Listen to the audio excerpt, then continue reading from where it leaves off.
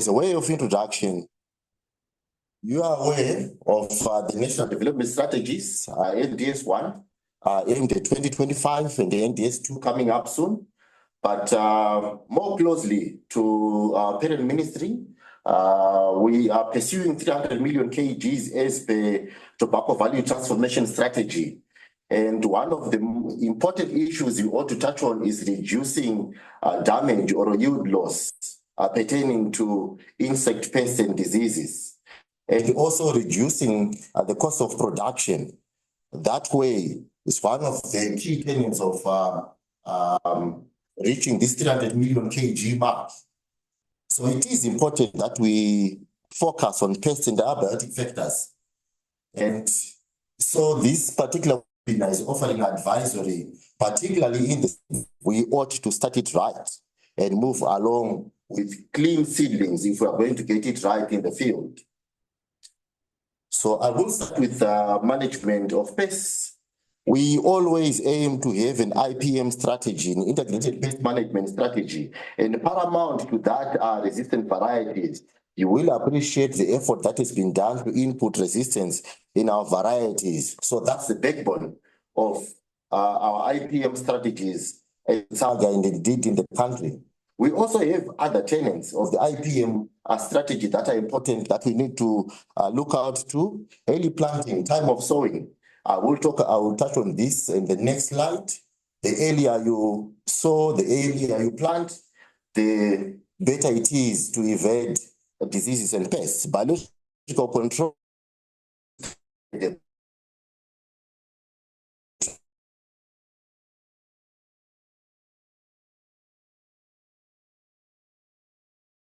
environment.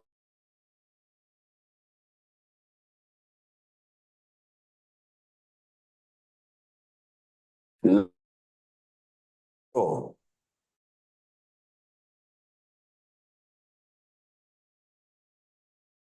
By the 15th of May, we got a reprieve this season.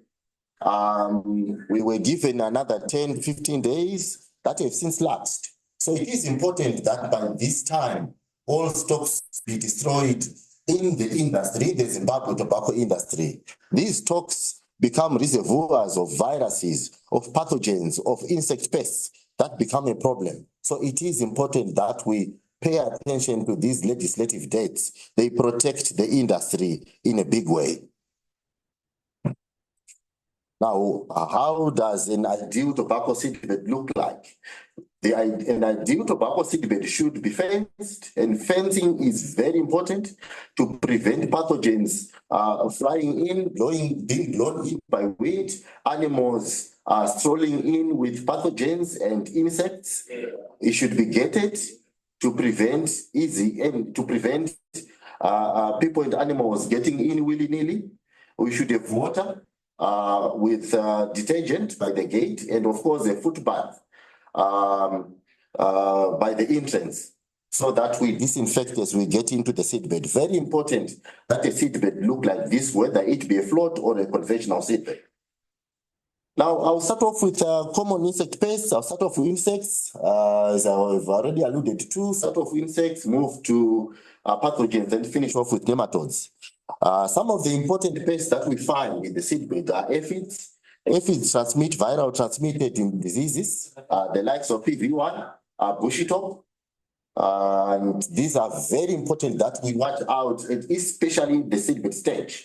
Because once we miss it this point, we're moving seedlings to the field with viruses, and often it ends badly. Also, in some seasons, in some occasions, you may find whiteflies, and in the float, in particular, fungus gnat. These are small insects found along river edges or dams, and they often fly. They love damp environments. So once in the float, they normally visit, and they may become a nuisance or actually cause yield declines. You will lose your seedlings. Other insect pests of importance are your cutworms. If left unchecked, can also reduce your number of seedlings. They are normally found at the base of the plant. And leaf miners as well. They do tunneling and reduce the vigor and quality of your seedlings. And sometimes you also find grasshoppers and other leaf eaters flying around and chewing your leaves and stems. And for this, it is very important, it is paramount that we start off with prevention and then move to monitoring and control. How do we prevent? Good sanitation, as I've already shown you, how an ideal seedbed should look like. So good sanitation is important around the seedbeds. And the workers who are working in the seedbed, very important that we have good sanitation, adherence, legislative dates I've touched on, and of course, good agricultural practices, which we ought to practice in and around the seedbeds. And then monitoring. Monitoring should be done religiously, should be done every day, throughout the day. These insects and pathogens do present themselves at different times. And one of the important tools that we found are yellow sticky traps, commonly known as Kutsaga nut busters. These are available at Kutsaga. If you deploy them, you normally find the common insects, the flying insects, your fungus gnat, your aphids, and whiteflies do get trapped. This allows you to monitor, to see, to count, to establish whether the insect pests of importance have reached the threshold levels or not. And then, of course, we move to chemical control. And as far as chemical control is concerned, for aphids, whiteflies, cutworm, and leaf miners, we use imidacloprid and beta-cyfluthrin combination. It comes in with various trade names, but this is a very good combination for those particular pests.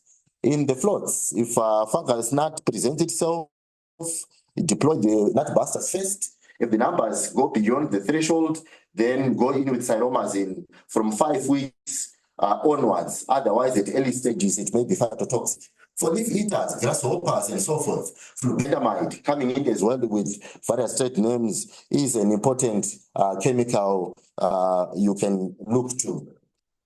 I now move to diseases. Some of the important diseases that we find both in the float seedbeds and in the conventional, Pythium dumping off, the root rot pathogens. Pythium dumping off and sometimes coming with Fusarium, especially in the moist environments. So these ones are very common and we ought to look out for them.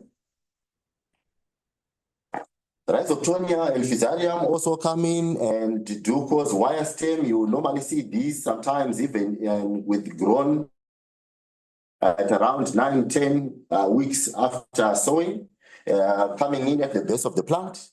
And these then present a challenge when you go to the field because these plants will topple at some point.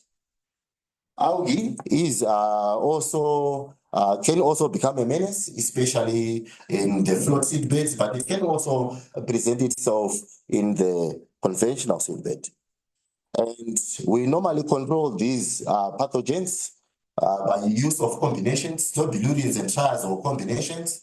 The likes of azoxystrobin and tebuconazole, azox and difenoconazole, rofloxystrobin and tebuconazole, all those combinations, including, of course, the metalaxyl and marcozeb combinations and phenamidone marcozeb combinations, and as well as trichoderma in alternation with these fungicides as a sustainable approach to the management of these diseases. Normally, we recommend control starting from 3 weeks up to 8 weeks in the alternation with trichoderma. And they come in with recommendations in as far as the how much product to apply. But for the triazoles and the strobes combination, it's usually 14.4 mils in 72 liters of water for 72 trays in the float. Now, for those doing the float as well, it is very important that we sterilize our trays. In an earlier presentation done in May, Mike Marunda touched strongly on this point. We ought to sterilize our trays, particularly the second year, third year, fourth year trays. They need to be sterilized because they harbor pathogens. Pathogens usually overwinter in these particular trays. And how do we sterilize? Heat. We can use steam. We can also use dipping in hot water. at 60 to 70 degrees for 2 minutes. This is then followed by washes using sodium hypochlorite, your jig, your common jig. That is after the sterilization using heat. You then move to rinse and disinfect with sodium hypochlorite, rinse, and then you dry your trays in an open area, of course, away from rodents. This is important that we do this exercise before we introduce new seedlings. And we normally recommend that you do this at the end of the season. Once you finish taking off the seedlings from the seedbed, do leave the trays in water, then sterilize them immediately and wash, and then dry them for the next season. Now, moving on to nematode management, this is now inclined towards the conventional seedbed.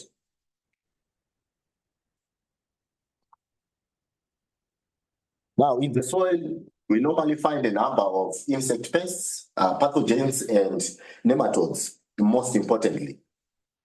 And nematodes, also called eelworms, present a challenge, particularly the root knot nematodes. They are insidious. We rarely see them with our open eyes. And so it is important that we pay attention to them, because most often they are ignored, but they do cause significant damage to seedlings. And so I'm going to talk about them a bit so we are aware.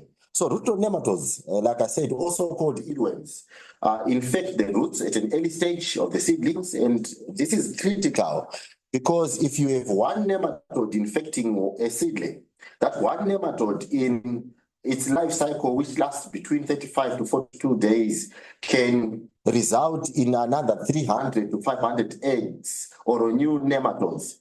And you can imagine what this means in 3 months that the seedling is in the soil. Those nematodes that have already affected the seedling are then moved to the field and continue to damage or harm your crops and also your fields. So you then infect your fields. So it is very important that we pay attention to nematodes, nematode management, especially at small scale level. Very important that we pay attention to this and apply nematicides. Now, which nematicides can you use for management of nematodes? For those who have the machinery, particularly in the large to medium scale, you can use metam sodium, you can use 1.3 dichloropropene, also comes with chloropicrin combinations, and dazonate as well. These are paper labels, and some are amber, but do watch out for these. Very effective if applied in the conventional seedbed. Metam sodium has to be applied 28 days before sowing. And you need to cover your beds, you need to irrigate adequately, cover your beds, and then aerate to make sure that this product leaves the seedbed. Often we find farmers who don't aerate, calling Kutsaga, having encountered phytotoxicity. So do watch out, metam sodium and dazonate. If you don't aerate adequately, they may present themselves with phytotoxicity. But for the small scale, we have recommendations such as ivermectin and vaniva. These can be used at sowing. These are the only 2 registered nematicides that can be used at sowing as a drench at the given rates, 150 ml and 4 liters of water, and 1 liter per square meter for vaniva. This is very important that you also pay attention to the time of application of this product. If you apply post sowing, you will encounter phytotoxicity, and we are getting a number of cases of this nature.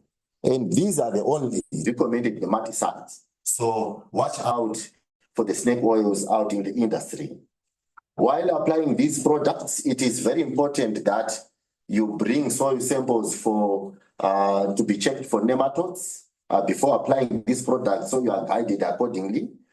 Very important, your soil and water, and ensure that you have adequate PPE when applying these products, because they may be harmful to humans. And also follow product labels. and adhere to stipulated times of fumigation or application of products, as I've already indicated. With that, I come to the end of my presentation, and I acknowledge my team members in the division, pathologists, hematologists, and entomologists who assisted in coming up with this presentation. Otherwise, I thank you all and wait for comments and questions. Thank you.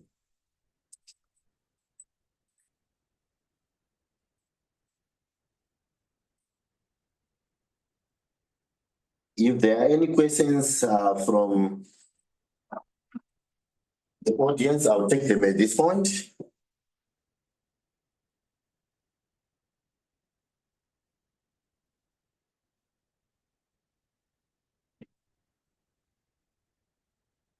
My hand is up. Am I still audible? Yes, my hand is up. Okay, unfortunately, I can't see from here, so please shoot away, Mrs. Chisango. Thank you very much. I might have missed it, but my question is, if I sterilize the trays, say in sodium hypochlorite at the end of the season, will it be okay for me to sterilize them again before using? And what is the time interval after drying them so that the hypochlorite will not then affect my seedlings? Thank you, Mrs. Chisango. So, adequately sterilized at the end of the season, adequately sterilized, and by adequately, we preferring that we have your heat treatment followed by your sterilization with jig and your rinsing. What may be left as you're going to sow is that you wash your trays if they have accumulated any dust and so forth. But if well kept, you can proceed to do your sowings right away. But otherwise, if not sure if debris is still around and you do notice debris or dust on the seedlings, do proceed and sterilize with jig, wash after your jig and rinse properly, and then you can go ahead to sow without any problems on your seedlings. Thank you. Thank you, Doc. Any more? If you have any questions, you can shoot. Unfortunately, I can't see hands at this point. I want to add and emphasize that we can do all this adequately and properly. But if, as we are working in the seedbeds, if we handle trays from infected beds, especially with Pythia, and don't wash our hands, and we handle another bed, we'll just be spreading. So my emphasis is, when we are working in seedbeds, it's more like an ICU, clinic ward or ward. I recommend that after handling trays in a bed, wash your hands thoroughly. Then you work on the other bed. Thank you. Thank you so much, Mike Savo. Very important don't for the seedbed. Just to add a bit, even as you are doing plug and transfer, make sure the tools you are using are sterilized frequently. As you move between trays, make sure you sterilize your hands, to sterilize those tools that you are using to do plug and transfer. Thank you, Mike Sango.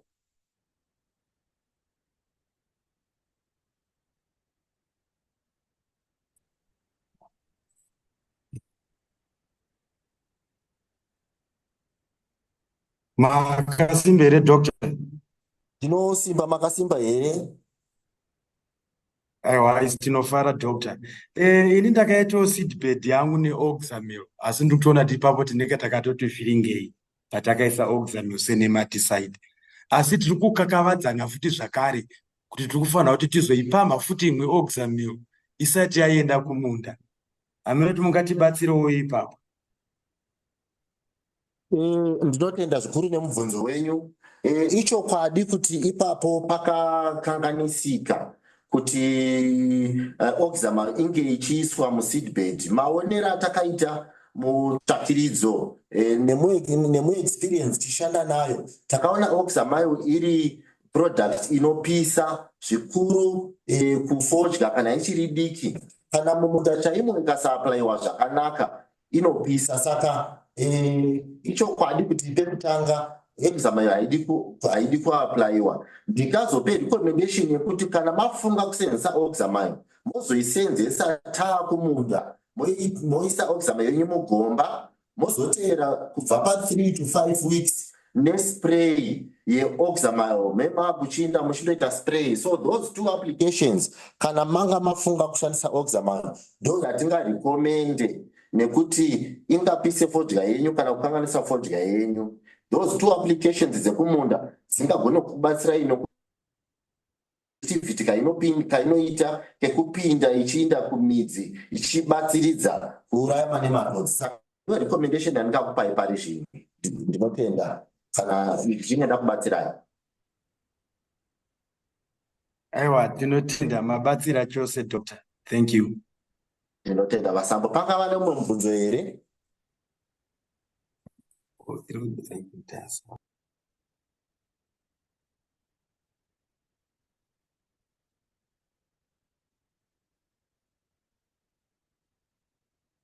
Kana pasisina mubvunzo, ndinokutenda mese.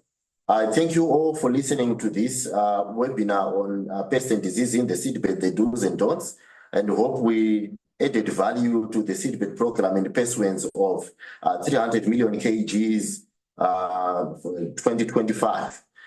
Wish you all best of season, and let's look forward to upcoming webinars that are going to assist you regarding other issues such as salt injury and so forth. We will have webinars coming in the future. Please look out for these. I thank you and goodbye.